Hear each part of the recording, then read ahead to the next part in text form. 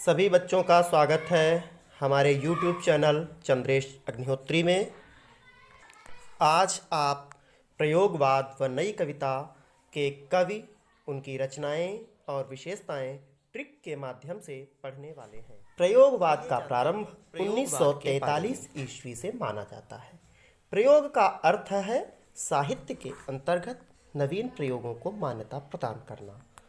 वैसे तो प्रत्येक युग में प्रयोग होते रहे हैं, किंतु प्रयोगवाद नाम कविताओं के लिए रूढ़ हो गया है, जो कुछ नए बोधों, संवेदनाओं तथा उन्हें प्रेषित करने वाले शिल्पगत चमत्कारों को लेकर शुरू में तार सप्तक के माध्यम से वर्ष 1943 ईस्वी में प्रकाशन जगत में आई। प्रयोगवाद के अंतर्गत तार सप्तकों का प्रकाशन हुआ, जिसमें प्रथम तार सप्तक प्रयोगवाद के अंतर्गत आता है। अन्य 3 तार सप्तक नई कविता के अंतर्गत आते हैं। अभी वीडियो के अंतर्गत ही आप सभी इन तार सप्तकों के प्रमुख कवियों के बारे में भी देखने वाले हैं। तार सप्तकों के प्रकाशन का श्रेय सच्चिदानंद हीरानंद वात्स्यायन अज्ञेय जी को जाता है। प्रयोगवाद के पश्चात बात करते हैं नई कविता। द्वितीय तार सप्तक के प्रकाशन के साथ ही सन 1951 ईस्वी से नई कविता का प्रारंभ माना जाता है, जिसमें परंपरागत कविता से आगे नए भावबोधों की अभिव्यक्ति के साथ ही नए मूल्यों और नए शिल्प विधान का अन्वेषण किया गया। यह प्रयोगवाद के बाद विकसित हुई हिंदी कविता की नवीन धारा है। प्रयोगवाद और नई कविता के अलावा सन 1956 ईस्वी में नलिन विलोचन शर्मा जी ने नकेनवाद की स्थापना की। इसके अंतर्गत बिहार के 3 कवि नलिन विलोचन शर्मा, केशरी कुमार और नरेश कुमार आते हैं। एक बात ध्यान रखेंगे सभी स्टूडेंट्स कि इसे नकेनवाद या प्रपद्यवाद भी कहते हैं। प्रयोगवाद का एक दूसरा पहलू बिहार के नलिन विलोचन शर्मा, केशरी कुमार और नरेश कुमार के नकेनवादी प्रपद्यों द्वारा आया है, जो प्रयोगवाद का विरोध करते हुए एक अलग शाखा के रूप में विस्तृत हुआ। सन 1943 ईस्वी में अज्ञेय जी ने तार सप्तक का प्रकाशन आरंभ किया, जिसमें पहला तार सप्तक 1943 ईस्वी में प्रकाशित हुआ, जिसके प्रमुख कवि हैं प्रभाकर माचवे, भारत भूषण अग्रवाल, गिरिजा कुमार माथुर, रामविलास शर्मा और गजानन माधव मुक्तिबोध तथा नेमिचंद्र जैन। इसको सूत्र से याद कर सकते हैं। प्रभा गिरा गणेश, प्रा से प्रभाकर, भा से भारत भूषण, गी से गिरिजा कुमार, रा से रामविलास शर्मा, गा से गजानन माधव और ने से नेमचंद्र जैन। आप इसको ट्रिक के माध्यम से याद कर सकते हैं। दूसरे तार सप्तक के कवियों को याद करने के लिए सूत्र है शभ धन शहर, जिसके कवि हैं शा से शकुंतला माथुर, भा से भवानी प्रसाद मिश्र, धा अर्थात धर्मवीर भारती, न नरेश मेहता, शा शमशेर बहादुर सिंह, हा हरिनारायण व्यास और रा से रघुवीर सहाय। ये द्वितीय तार सप्तक 1951 ईस्वी में प्रकाशित हुआ है। इसमें भी 7 कवि हैं। हाई स्कूल से इंटर तक के सभी विद्यार्थियों के लिए बहुत इंपॉर्टेंट प्रश्न इसमें से आने वाले हैं। तार सप्तकों का प्रकाशन वर्ष पूछा जाता है और किसी भी कवि का नाम पूछा जा सकता है कि किस सप्तक के अंतर्गत आते हैं। तीसरा सप्तक 1959 ईस्वी में प्रकाशित हुआ, जिसमें सर्वेश्वर दयाल सक्सेना, मदन वात्स्यायन, विजय देव नारायण शाही, प्रयाग नारायण त्रिपाठी, केदारनाथ सिंह, कुंवर नारायण और कीर्ति चौधरी आते हैं। इसके लिए आप ट्रिक का सहारा ले सकते हैं।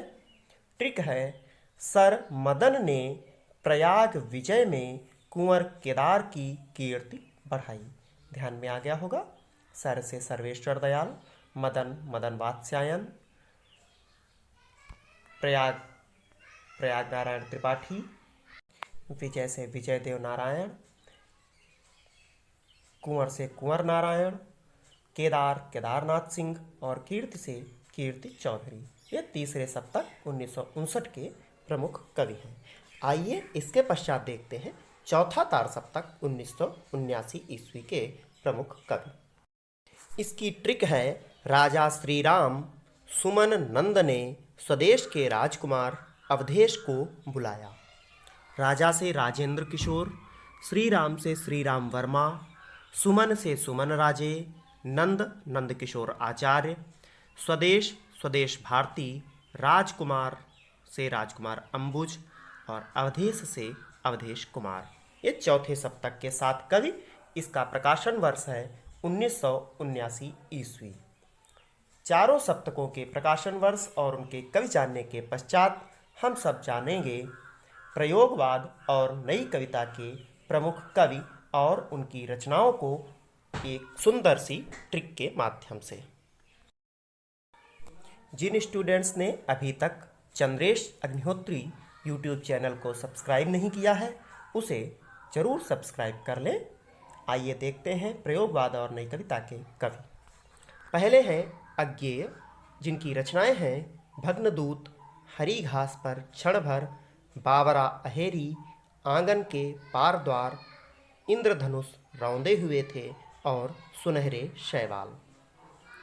इसको आप ट्रिक के माध्यम से पढ़ सकते हैं। सुनहरी घास पर अज्ञेय ने इंद्र को बावरे का दूत बनाकर आंगन के पार भेजा। ये अज्ञेय जी की सारी रचनाएं इसमें आ जाएंगी। भारत भूषण अग्रवाल जी की रचनाएं हैं कागज के फूल और मुक्ति मार्ग, जिसमें ट्रिक का सहारा लेकर के भारत में कागज ही मुक्ति का मार्ग है। सुंदर सी ट्रिक के माध्यम से आप लोग याद करते रहें सभी रचनाओं को और अपनी कॉपी पर नोट करते रहें, जिससे कि आपको आसानी रहे। इसके पश्चात आते हैं तीसरे कवि के रूप में गजानन माधव मुक्तिबोध, जिनकी रचनाएं हैं चांद की रचनाएं हैं स्वप्न भंग, भूरी भूरी मेघ धूल। ट्रिक का सहारा लेकर के धूल देखकर प्रभाकर का चांद ढंगा कर गया। धूल से हो जाएगा भवानी प्रसाद मिश्र जी की रचनाएं हैं और चांद से गीत फरोश टेढ़ा, खुशबू के शिलालेख और त्रिकाल मुक्ति से गजानन माधव ट्रिक है मुक्ति। संध्या के समय, संध्या से त्रिकाल संध्या, भवानी के गीतों की, भवानी से भवानी प्रसाद मिश्र, गीत से गीत फरोश, खुशबू फैल गई, खुशबू से खुशबू के शिलालेख। सभी स्टूडेंट्स ये प्रयोगवाद और नई कविता के कवि और उनकी रचनाएं पढ़ रहे हैं। अगर रचनाएं समझ आ रही हो तो ज़्यादा से ज़्यादा फ्रेंड्स को शेयर करें। धर्मवीर भारती जी की रचनाएं हैं कनुप्रिया, ठंडा लोहा और अंधा युग, जिसकी ट्रिक है प्रिय धर्मवीर की अंधकार में ठंडे लोहे से रक्षा हुई। धर्मवीर रचनाकार हैं। अंधकार से अंधा युग, ठंडा लोहा और फिर कनुप्रिया, ये 3 रचनाएं इनकी हैं, धर्मवीर भारती जी की हैं। तत्पश्चात केदारनाथ सिंह जी का नाम आता है, जिनकी रचनाएं हैं अभी, बिल्कुल अभी, फिर है जमीन पक रही है और तीसरी रचना है यहाँ से देखा, जिसकी ट्रिक है केदार को देखने पर जमीन अभी पकी दिखाई दी। केदार नाम हो गया, जमीन, जमीन पक रही है और दिखाई से यहाँ से देखा, अभी से अभी, बिल्कुल अभी। यह केदारनाथ सिंह जी की 3 रचनाएं आप याद कर सकते हैं। फिर आइए देखते हैं सर्वेश्वर दयाल सक्सेना। आप लोगों को बता दें कि अभी वीडियो में आपको प्रयोगवाद और नई कविता की विशेषताएं भी पढ़नी है, इसलिए पूरा वीडियो ध्यान से देखते रहेंगे। सर्वेश्वर दयाल सक्सेना जी की रचनाएं हैं कुआनो नदी, बांस के पुल, जंगल का दर्द, एक सूनी नाव, जिसकी ट्रिक है दयालु लोगों ने जंगल का दर्द सुनकर नाव के सहारे कुआनो नदी पर बांस का पुल बनाया। आप समझ गए होंगे।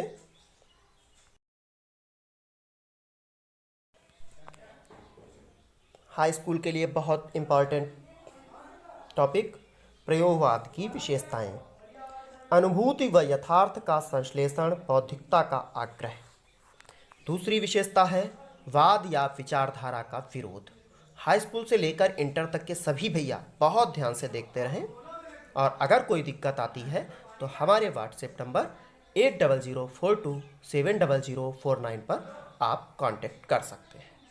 तीसरी विशेषता है निरंतर प्रयोगशीलता, फिर नई राहों का अन्वेषण, साहस और जोखिम, व्यक्तिवाद, काम संवेदना की अभिव्यक्ति, शिल्पगत प्रयोग, शैलीगत प्रयोग। वो भाषा के आधार पर शैलीगत प्रयोग देखने को मिलता है।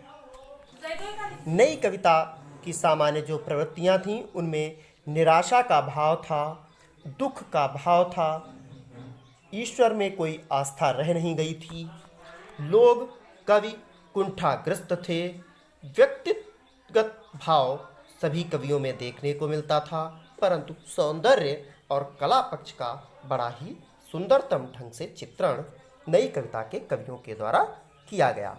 आपने वीडियो के माध्यम से ट्रिक को समझते हुए रचनाएं और विशेषताओं को ध्यान से समझ लिया होगा, पढ़ लिया होगा।